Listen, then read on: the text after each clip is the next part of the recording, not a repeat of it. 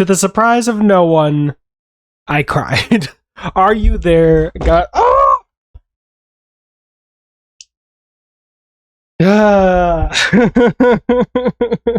I almost forgot this, and then my lovely daughter, who I saw the movie with, brought it in, and my fool butt spilled it all over the keyboard, which is now drying and inverted on the ground. Honestly, I could have ended the review right there with just a few extra things. I was the only guy in a theater of 4 people, 3 women. 1 was my daughter, and I cried, I laughed, I went, woo! At one part, which I was just so loud in that moment that I don't even know if anyone else had a reaction. This movie is delightful. It almost immediately showed me, even though I really do enjoy the MCU. I mean, I've got 2 Guardians tattoos, and it's still 2 days until it comes out. I mean, technically it comes out on the 5th, but I'm seeing the trilogy screening at night on Wednesday. All to say, I realized how, even though she is delightful and amazing, I'm gonna get this clip. I pause it here. Are you trying to catch my daddy or something like that? I hope you don't find him. Oh, oops. She's still great. Why is it not pausing? Why is it saying it's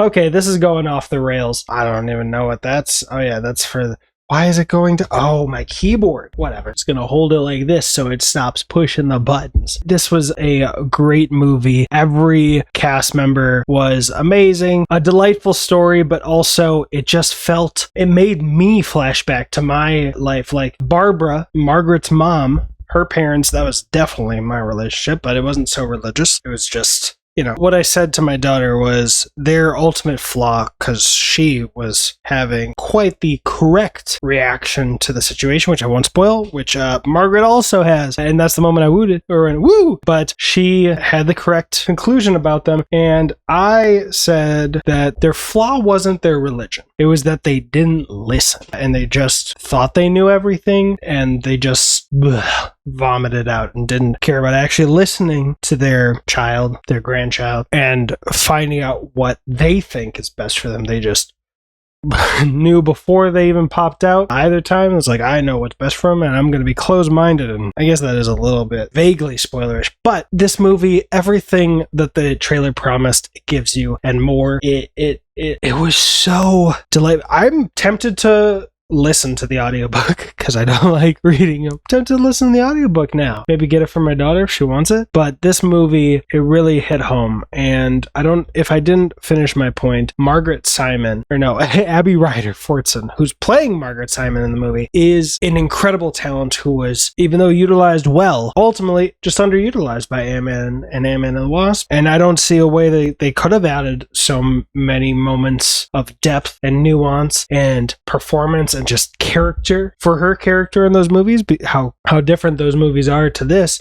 But the subtlety in the acting is sublime, and yet it's not so subtle where you'd miss it. This is a wonderful movie, and everyone in it did an amazing job. I'm just going to go down the cast list and just compliment everyone. Abby Ryder Fortson, the GOAT. She's amazing. Rachel McAdams, she's given, much like her role in the Marvel movies, she's given more to do here. Kathy Bates, so she hit that character. That character would have been so easy to just miss, be a little off, but she hit it with a bullseye. Benny Safdie, oh my god, that's where I recognize him from. He's one of the fucking Safdie brothers who did Uncut Gems and what's the movie with Batman, Twilight? What is it? I'll just go to his IMDb really quick because I feel so bad forgetting it. But it is Good Time. Okay. Wow. I thought I recognized him. He did amazing. Elle Graham. Oh my gosh. I swear, if Mean Girls for the main character, played by no, not Amanda Bynes. Oh, I'm blanking too much. If Mean Girls didn't look at Are You There, God? It's Me, Margaret, and take the character of Nancy and then just amplify it to like the nth degree, turned it to 11, I don't understand how that character came to be, because Nancy Wheeler is like the real version. And that is not a slight against her. I don't hate Nancy like I hated the main plastic in Mean Girls, and how we were supposed to hate her so much that she gets hit by a bus, and we're glad about it. But she did an amazing job too. And Amari Alexis Price, Janie Loomis, Janie Loomis, and Gretchen Potter, played by Catherine Malin Kupferer. I hope I pronounced that correctly. They could have easily been the two people that you're just like, oh yeah, there were two people in that 4-person friend group, huh? But they carved out a little slice of heaven for their characters in the movie. Mrs. Jan Wheeler. Oh, Jan. Again, you've seen this character in other movies, but this is just the bullseye, like, real feeling character. And by God, does Rachel McAdams get a great moment in the third act. Oh, I felt so happy for her. Aiden Wojtak-hissong. I'm so sorry if I mispronounced that. I'm not good with other names besides like Clark that are more creative than Clark. Even my current last name I had to learn. Took me a couple weeks. But Moose, again, another character who could have just been so forgettable, but really makes an impact. Evan Wheeler. Yeah, another one. There was a character named Witch. All right, Mr. Benedict. Oh, Echo Callum. What have I seen him on? Oh, I saw him on the Arrow shows. Wait, really? Is that him? I knew I recognized him, but yeah. Holy shit, dude. You embodied your character so much, I couldn't even recognize that you were the character. Okay, my grilled cheese is done. Norman Fisher by Sims May. Another character. Philip LaCroix. These are all Laura Danker by Isol Young and Freddie Barnett. I even remember who he plays. Jacoby Swain. And when you see the movie, I don't think he says anything, but he makes an impact. This movie, written and directed, yes, co-written and then directed, co-written by Kelly Freeman Craig and Judy Blume.